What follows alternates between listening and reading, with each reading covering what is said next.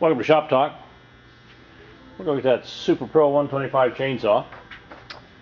That's that 7.5 cubic inch 123cc motor.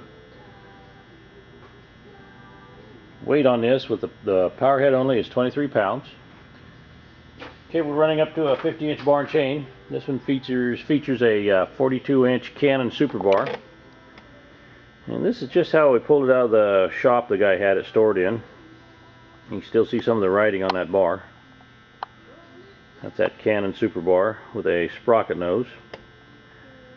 And that's running the 404 52 AJ chain, very popular chain for the 70s.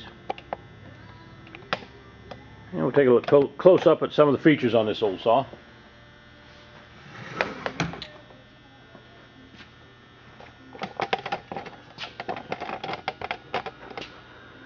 Kill switch, which is not functioning right now, needs to be rewired. It's right here in the center.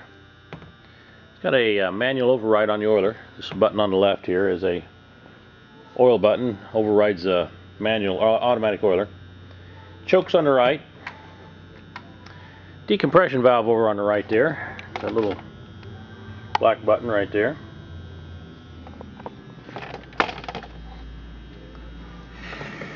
Has the wrap handlebar.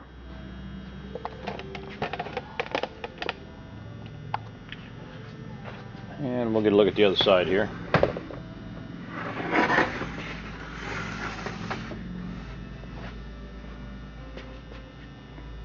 Bar tensioner is right here. You just loosen the two nuts up, and right in the front is the bar tensioner. Muffler's in great shape. And the saw runs good. You know, it's vintage, but it sure does run good. And we will take a look inside that motor with my scope here in a second, and then we'll go out and make a cut with this saw.